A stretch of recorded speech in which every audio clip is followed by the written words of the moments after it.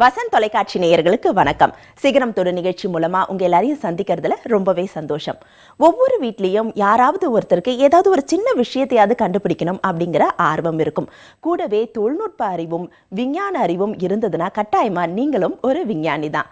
இப்ப இருக்கிற விஞ்ஞானிகள் ஆகட்டும், சமூக ஆர்வலர்களாக இருக்கட்டும், எல்லாருக்குமே ஒரு விஷயத்துல முனைப்போட இருக்கிறாங்க. அது என்னன்னா, இந்த சுற்றுச்சூழலை மாசு இல்லாம காப்பாற்றணும், அதே சமயத்துல கொட்டி கிடக்கிற இயற்கை வளங்களை நம்ம பாதுகாக்கணும், அதை உபயோகப்படுத்தணும் அப்படிங்கிறது தான் அந்த ஆர்வம். இதுக்கேற்ற மாதிரி நம்மளுடைய விஞ்ஞானிகளும் இயற்கை வளங்களை உபயோகப்படுத்தி பல புதிய கண்டுபிடிப்புகளை கண்டுபிடிச்சிருக்காங்க. குறிப்பாக சொல்லணும்னா சோலார் எனர்ஜி.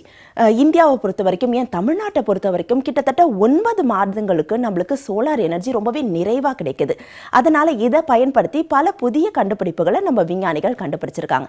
அதே மாதிரி சீ வாட்டர், கடல் தண்ணீரை உபயோகப்படுத்தி எந்த மாதிரியான விஷயங்கள்லாம் கண்டுபிடிக்கலாம் அப்படிங்கிறதுல ரொம்பவே முனைப்போட இருக்கிறாங்க. இந்த மாதிரி பல கண்டுபிடிப்புகளை நம்மளுடைய விஞ்ஞானிகளும் மாணவர்களும் கண்டுபிடிக்கிறதுனால தான் ரொம்பவே உபயோகமாக நம்ம வீட்டில் இருந்தபடியே அதை அனுபவிக்க முடியுது. இந்த மாதிரி கண்டுபிடிப்பை தான் இன்றைய சிகரம் தொடு நிகழ்ச்சியிலும் நம்ம பார்க்க போகிறோம்.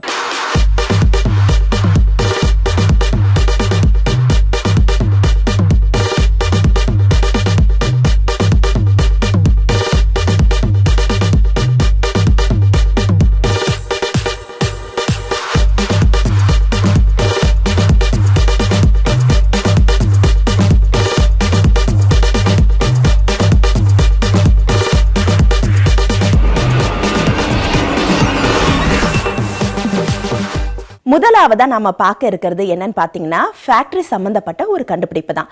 நிறைய பேர் ஸ்மால் ஸ்கேல் இண்டஸ்ட்ரீஸ்லாம் கூட வச்சிருக்காங்க. அவங்களுக்கு லாபத்தை ஈட்டு கொடுக்கிற மாதிரியான ஒரு கண்டுபிடிப்பை தான் இந்த மாணவர்கள் கண்டுபிடிச்சிருக்காங்க. அது என்னங்கிறத இப்போ பார்க்கலாமா? என் பேர் அபேஷ் அஸ்வின். என் பேர் விஷ்ணு.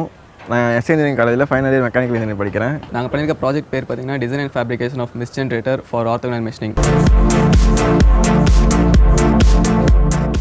என் பெயர் பா மது. எஸ்ஏ இன்ஜினியரிங் காலேஜில் மெக்கானிக்கல் இன்ஜினியரிங் துறை தலைவராக நான் பணியாற்றுறேன். நான் எந்திரவியல் துறையில் 52 லட்ச ரூபா கவர்மெண்ட் ஃபண்டட் ப்ராஜெக்ட்ஸ் இருக்குது. அந்த கவர்மெண்ட் ஃபண்டட் ப்ராஜெக்ட்ஸில் என்னுடைய ப்ராஜெக்ட்டும் ஒன்று, mist machining of metals using FEM. இது AICTE sponsored project. 6.3 lakhs government sanction பண்ணியிருக்காங்க. இந்த ப்ராஜெக்ட்டுக்கு நான் தான் பிரின்சிபல் இன்வெஸ்டிகேட்டர். கூலண்ட்டையும் ஏரையும் மிக்ஸ் பண்ணிவிட்டு ஒரு கம்மியான அளவில் கூலண்ட் யூஸ் பண்ணுவோம். ஆனால் ஏர் போகிறதுனால கன்வெக்ஷனல் ஹீட் லாஸ் அதிகமாக இருக்கிறதுனால சீக்கிரமாக ஹீட் லாஸ் ஆகிடும். அதனால் டெம்பரேச்சர் அதிகமாகுது அந்த ஜோனில். அது மட்டும் இல்லாமல் இதனால் டூலோட லைஃப்பும் அதிகமாகுது, சர்ஃபேஸ் ஃபினிஷும் அதிகமாக கிடைக்குது. இந்த ப்ராஜெக்டில் கம்பெனியில் ஒரு மேனுஃபேக்சரிங் இண்டஸ்ட்ரியில் நிறையா மிஷினிங் போது நிறையா ஹீட் ஜென்ரேஷன் வரும். அந்த ஹீட் ஜென்ரேஷனை மினிமைஸ் பண்ணுறதுக்காக கூலண்ட்டு அந்த மாதிரி நிறையா இதை யூஸ் பண்ணி டெம்பரேச்சரை ரெடியூஸ் பண்ணுவாங்க. அதே கூலண்ட்டை minimum quantity lubrication concept use பண்ணிவிட்டு இருக்கிற கூலண்ட்டை மிஸ்ட்டு மாதிரி ஏரோட மிக்ஸ் பண்ணி மிஸ்ட்டு மாதிரி ஜென்ரேட் பண்ணி எஃபெக்டிவாக கட்டிங் ஜோனில் செலுத்தும் போது ஹீட் ஜென்ரேஷன் அந்த கட்டிங் ஜோன்லேருந்து நிறையா ரெடியூஸ் ஆகிடுது. ஹீட் நிறையா ரிமூவ் பண்ணிடுறோம். ஸோ இதனால் டூல் லைஃப் இன்க்ரீஸ் ஆகுது, டூல் வேர் ரெடியூஸ் ஆகுது.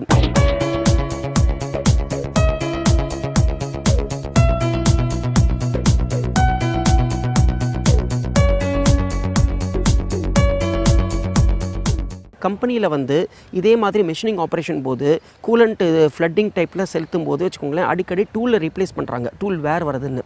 ஸோ இந்த மிஸ்ட் எஃபெக்டிவாக ஹை வெலாசிட்டி ஜெட்டாக மிஸ்ட்டை சப்ளை பண்ணும்போது என்ன நடக்கிறதுனா, நமக்கு மேக்ஸிமம் ஹீட் ரிமூவ் பண்ணிடுறோம். அதனால நிறைய ஒரு கம்பெனிக்கு நிறையா லாபம் கிடைக்கிறது.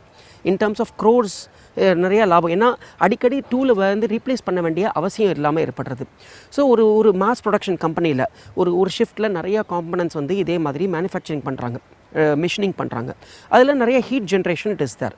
ஸோ இந்த கான்செப்ட் தான் நாங்கள் ஃபர்தராக இதை ரீஃபைன் பண்ண போகிறோம். இதில் மெயின் பார்ட்ஸ் என்னென்னா compressor, container, mixing chamber, flow control nozzle, flow control valve and nozzle. Compressor எதுக்கு பார்த்தீங்கன்னா, ஏரை கம்ப்ரெஸ் பண்ணி மிக்சிங் சேம்பருக்கு அனுப்புவோம். அந்த கம்ப்ரெஸ்லேருந்து வர ஏரை நாங்கள் ரெண்டாக பிரித்து ஒன்று மிக்சிங் சேம்பருக்கும் ஒன்று கண்டெய்னருக்கும் அனுப்புவோம். கண்டெய்னரில் கூலண்ட்டை ஸ்டோர் பண்ணுறோம். அந்த கண்டெய்னரோட கெப்பாசிட்டி 5 லிட்டர். இதில் இருக்கிற கூலண்ட் பார்த்தீங்கன்னா மேக்ஷரால் பி. இதையும் மிக்சிங் சேம்பர் அந்த கம்ப்ரஸர் ஏரையும் சேர்த்து மிக்ஸ் பண்ணி நாசில் வழியாக ஃப்ளோ பண்ண வைப்போம். அந்த flow control valve flow control பண்ணுறதுக்கு யூஸ் பண்ணுறோம். நாசில் ஹை வெலாசிட்டி நாசில் யூஸ் பண்ணியிருக்கோம். இதுதான் மிஸ்ட் ஜென்ரேட்டர், இது கண்டெய்னர், கம்ப்ரஸர்லேருந்து வர ப்ரெஷரைஸ்ட் ஏரை வந்து ரெண்டாக ஸ்ப்ளிட் பண்ணி ஒன்று கண்டெய்னருக்கும் இன்னொன்று மிக்சிங் சேம்பருக்கும் அனுப்புகிறோம். இது 5 லிட்டர் கெப்பாசிட்டி. இது வந்து ப்ரெஷர் ரெகுலேட்டர். இது வந்து இதில் எவ்வளோ ப்ரெஷர் இருக்குன்றதை இண்டிகேட் பண்ணுறதுக்கு யூஸ் பண்ணுறோம். இது மிக்சிங் சேம்பர். இது வந்து கண்டெய்னர்லேருந்து வர லூப்ரிகண்ட்டையும் கம்ப்ரஸர்லேருந்து வர ப்ரெஷரைஸ்ட் ஏரையும் மிக்ஸ் பண்ணுறதுக்கு யூஸ் பண்ணுறோம். இது ஃப்ளோ கண்ட்ரோல் வால்வ். இது எவ்வளோ ஃப்ளோவை நம்ம நாசில் கொடுக்க போகிறோன்றதை மெஷர் பண்ணுறதுக்கு யூஸ் பண்ணுறோம். இதுதான் ஹை வெலாசிட்டி நாசில். இதோட டயாமீட்டர் வந்து 3 mm. இதில் வந்து நம்ம ப்ரெஷரைஸ்டு அந்த ஏரையும் மிஸ்ட்டையும் சேர்த்து நம்ம அந்த ஒர்க் பீஸில் அனுப்ப போகிறோம். இதுதான் நாங்கள் யூஸ் பண்ணியிருக்க டூல். இது வந்து கார்பைட் இன்சைட்னு சொல்லுவாங்க. இதை வச்சு நம்ம கட் பண்ண போகிறோம். இதுதான் ஒர்க் பீஸ். இது டூல். இது நம்ம மிஷினிங் பண்ணும்போது இதில் நிறைய ஹீட் ஜென்ரேட் ஆகும். அந்த ஹீட்டை ரெடியூஸ் பண்ணுறதுக்காக நம்ம லூப்ரிகண்ட் அப்ளை பண்ண போகிறோம். இதிலேருந்து தான் லூப்ரிகண்ட் வரும். அது வந்து மிஸ்ட் ஃபார்மில் வரும். கூலண்ட்டும் ஏரும் மிக்ஸ் பண்ணி வர மாதிரி வரும். அது யூஸ் பண்ணுறதுனால நிறைய ஹீட் ரெடியூஸ் ஆகும். டெம்பரேச்சர் மெஷர் பண்ணி பார்த்துக்கலாம். ரூம் டெம்பரேச்சரை விட ரொம்ப கம்மியாக.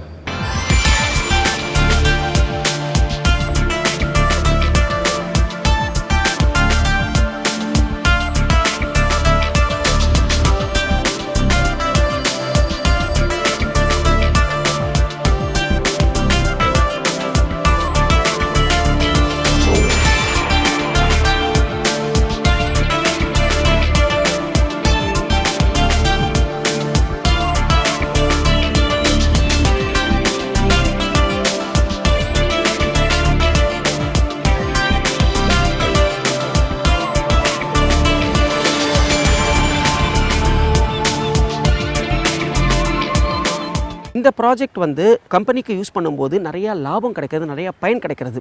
ஏன்னா டூலை அடிக்கடி ரீப்ளேஸ் பண்ண வேண்டிய அவசியம் இல்லை. அதே மாதிரி சர்ஃபேஸ் ஃபினிஷ் ரொம்ப நல்லா வருது.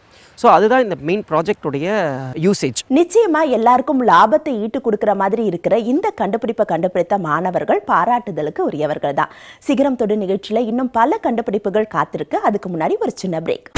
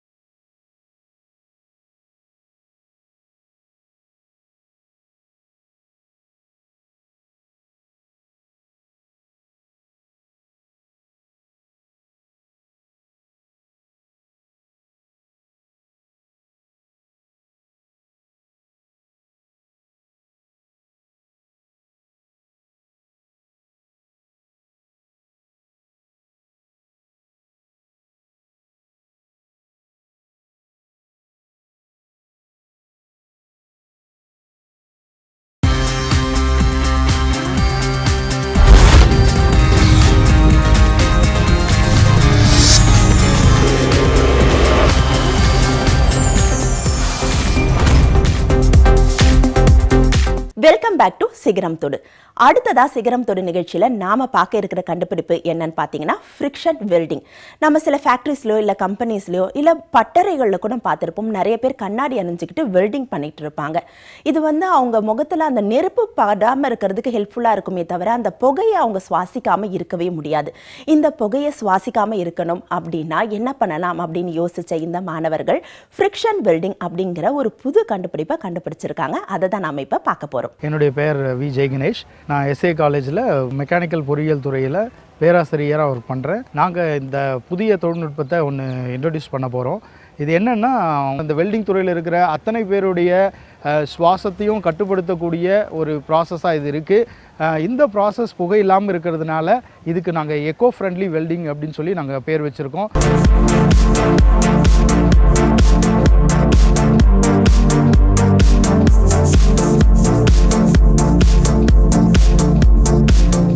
சுற்றுச்சூழல் மாசுபடுறதுன்றது ஒரு பெரிய விஷயமா இருக்குது. இந்த துறையை, இந்த வெல்டிங் துறையில் எடுத்துக்கொண்டிங்கன்னா இந்த 2 துறை இருக்குது. ஒன்று வந்து கன்வென்ஷனல் வெல்டிங் சொல்கிறாங்க, இன்னொன்று வந்து அட்வான்ஸ் வெல்டிங். இந்த கன்வென்ஷனல் வெல்டிங்கில் பார்த்தீங்கன்னா உங்களுக்கு ஆர்க் வெல்டிங், கேஸ் வெல்டிங், இந்த 2 கான்செப்ட் இருக்குது. இந்தியாவில் பார்த்தீங்கன்னா அரௌண்டு ஒரு 1 லட்சம் பேர் ஒர்க் பண்ணுறாங்க. இந்த 1 லட்சம் பேரில் பார்த்தீங்கன்னா இந்த வெல்டிங் துறையில் ஈடுபடுறவங்களுக்கு எல்லாருக்குமே வந்து ஒரு குறிப்பிட்ட சமயத்தில் சுவாச கோளாறுகள் ஏற்படுது. இந்த சுவாச கோளாறு எதனால் வருதுன்னு பார்த்தீங்கன்னா, இந்த புகையோடு கூடிய இந்த வெல்டிங் பண்ணும்பொழுது இந்த வெல்டிங்கிலிருந்து வர புகையானது அவங்க சுவாசிக்கும் பொழுது அவங்களுடைய சுவாச கோளாறுகள், இருதயம், நுரையீரல் மற்றும் தொண்டைக்குழி இதெல்லாம் வந்து பாதிக்கப்படுது. ஈவன் கேன்சர்ஸ் இன்றைக்கி ரொம்ப சுலபமாக இருக்குது. இந்த கேன்சர் கூட இதனால தான் வருது. இந்த 1,00,000 பேரும் பாதுகாக்க வேண்டிய சூழ்நிலையில் இன்றைக்கு இந்த நவீன தொழில்நுட்பமானது பயன்படுத்த போகிறாங்க.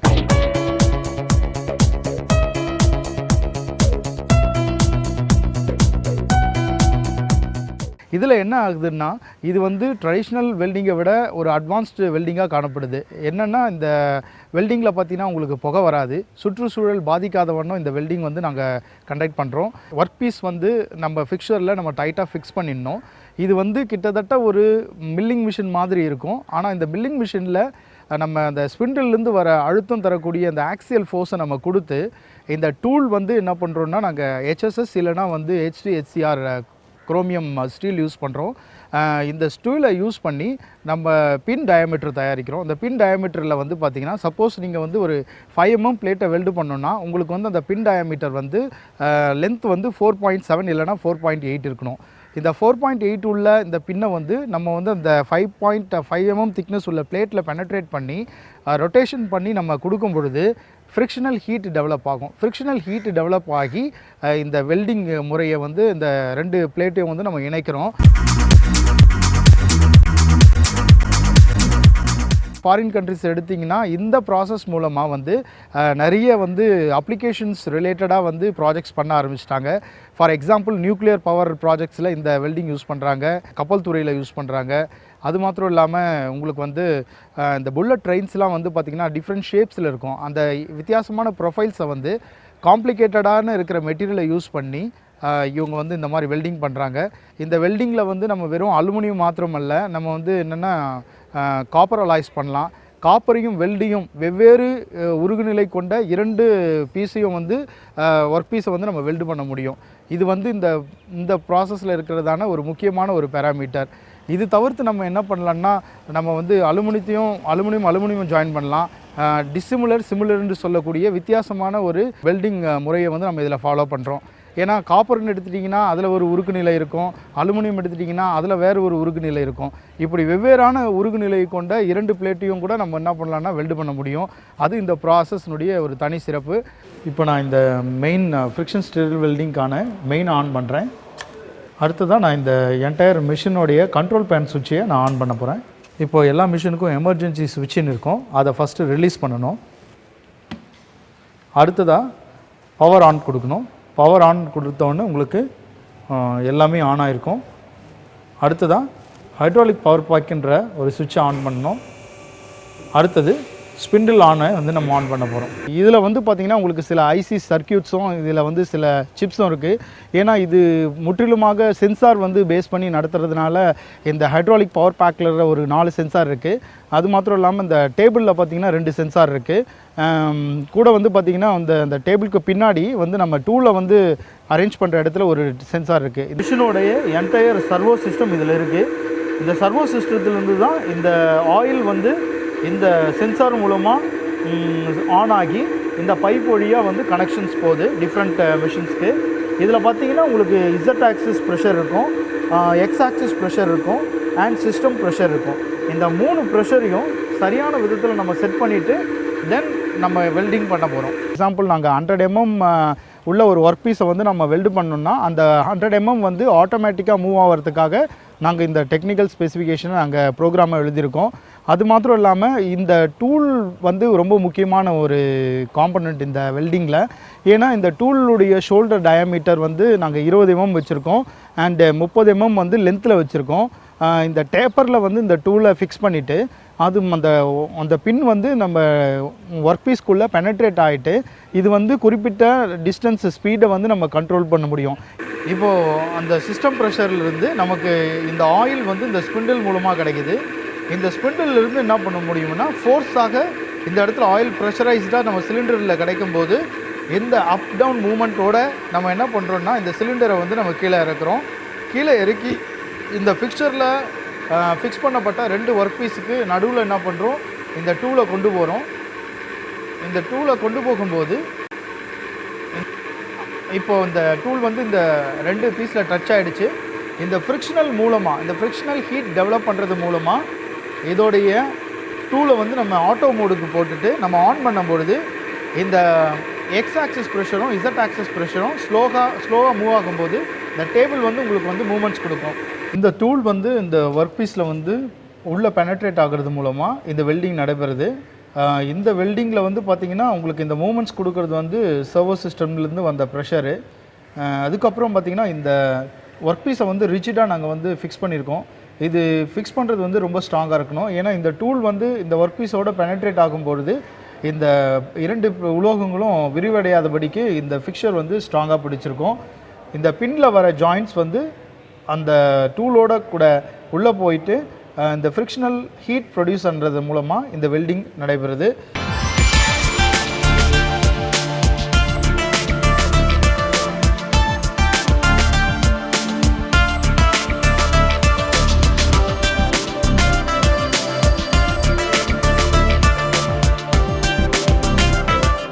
இப்படிப்பட்ட ஒரு வெல்டிங் இதுதான் வந்து நீங்கள் இங்கே பார்க்குறீங்க.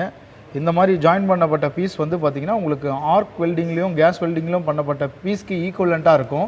இதை நீங்கள் பிரேக் பண்ணுறதுக்கு நீங்கள் டென்சைல் ஸ்ட்ரென்த் இல்லைனா வந்து percentage of elongation, yield strength இந்த மூலமாக போன்ற ASTM உடைய ஸ்டாண்டர்டில் நீங்கள் செக் பண்ணும்பொழுது இது எப்படி கன்வென்ஷனலாக வெல்டு பண்ணப்பட்டக்கூடிய ஒர்க் பீஸ் மாதிரி சிமிலர் ஒர்க் பீஸ் ஜாயின்ட்ஸ் வந்து இங்கே உங்களுக்கு கிடைக்கும்.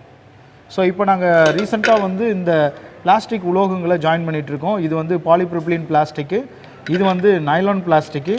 ஸோ இந்த மாதிரி வந்து வெல்டு பண்ணப்பட்ட பிளாஸ்டிக்ஸ் வந்து இப்போ வந்து ஆட்டோமொபைல் துறையில் ரொம்ப வேகமாக பரவிட்டு இருக்குது. இந்த பிளாஸ்டிக் ஏன் யூஸ் பண்ணுறோன்னா இந்த அலுமினியத்தை விட இது வந்து பார்த்திங்கன்னா ரொம்ப லைட் இன் வெயிட், அதே நேரத்தில் வந்து பார்த்திங்கன்னா ஈக்குவல் ஸ்ட்ரென்த்து கிடைக்குது.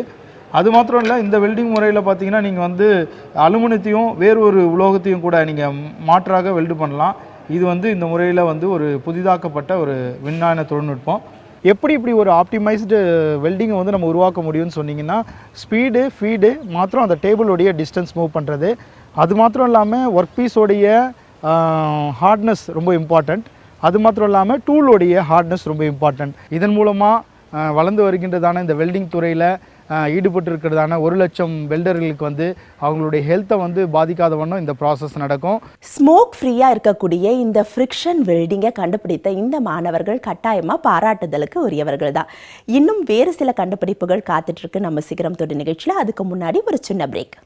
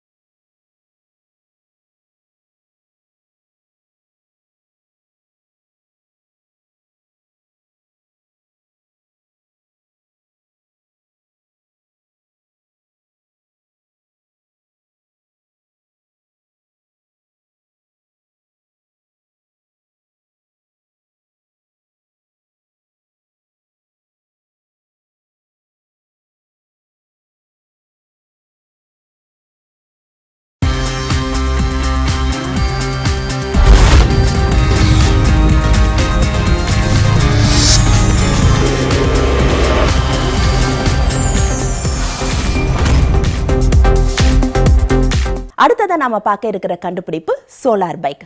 சோலார் எனர்ஜியை உபயோகப்படுத்தி மாசு இல்லாத ஒரு என்விரான்மெண்ட்டை எப்படி உருவாக்கலாம் அப்படின்னு யோசித்த மாணவர்கள் இந்த பைக்கை கண்டுபிடிச்சிருக்காங்க. அது மட்டும் இல்லாமல் பெட்ரோல் டீசல் விலை எப்போ ஏறுது இறங்குது அப்படிங்கிறது யாருக்குமே தெரியாது. ஆனால் இதை உபயோகப்படுத்துகிற எல்லா பைக்லேயுமே வந்து ஸ்மோக் வருது. அந்த ஸ்மோக்கில் இருக்கிற கார்பன் மோனாக்சைடு வந்து நம்மளுடைய லங்ஸ்க்கு ரொம்பவே தொந்தரவாக இருக்குது அப்படின்ட்டு எல்லாருமே சொல்லிட்டு இருக்காங்க. இதுல இருந்தெல்லாம் நம்ம தப்பிக்கணும்னா கட்டாயமாக இந்த சோலார் பைக் ரொம்பவே உபயோகமாக இருக்கும் அப்படிங்கிறதுல எந்த சந்தேகமும் இல்லை. அந்த சோலார் பைக்கை இப்போ பார்க்கலாமா? என் பேர் ஹம்மாத் அஹமத். இந்த ப்ராஜெக்ட் பேர் வந்து எக்கோ ஃப்ரெண்ட்லி சோலார் பைக்.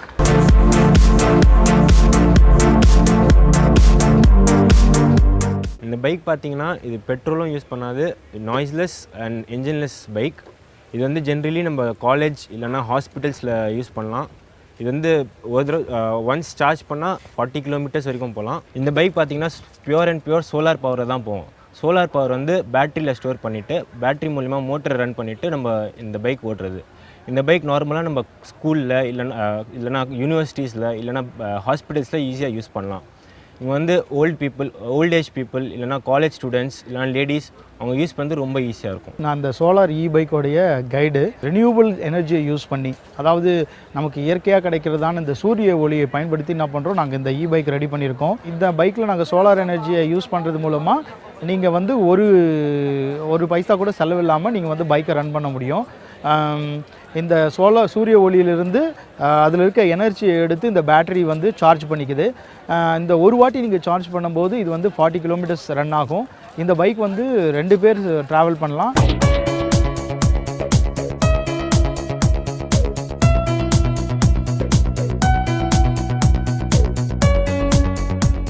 இந்த பைக்கில் நாங்கள் வந்து என்னென்னா மேலே வந்து சோலார் பேனலில் ஃபிக்ஸ் பண்ணியிருக்கோம்.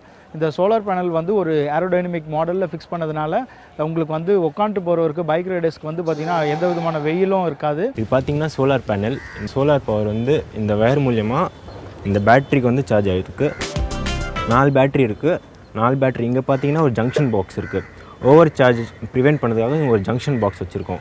ஃபுல் சார்ஜ் ஆயிடுச்சுன்னா இந்த கட் ஆஃப் ஜங்ஷன் பாக்ஸ் வந்து சார்ஜை கட் பண்ணிவிட்டு ஃபுல் சார்ஜில் நிற்கும். இந்த பேட்டரியிலேருந்து பவர் வந்து மோட்டரில் போகுது. மோட்டர் ரன் ஆகும்போது வீலும் சுற்றும். ஸோ வீல் சுற்றும் போது நம்ம வண்டி ஓட்டலாம்.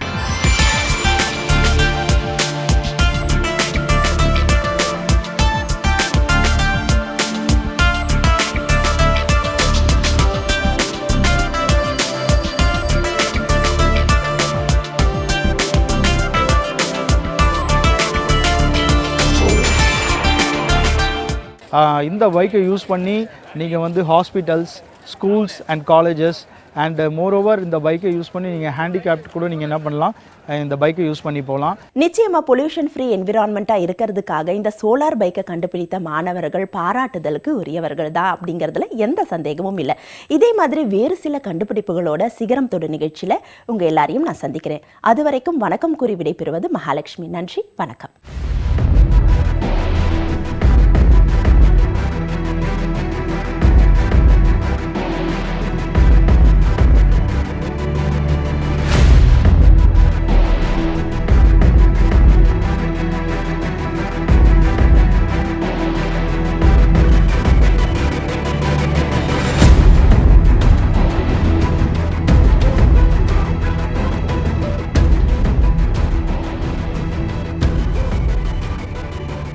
நேயர்களே, உங்களுடைய கண்டுபிடிப்புகளும் இந்நிகழ்ச்சியில் இடம்பெற வேண்டுமெனில் நீங்கள் தொடர்பு கொள்ள வேண்டிய முகவரி வசந்த் டிவி, தபால் பெட்டி எண் 2131, சைதாப்பேட்டை, சென்னை 15.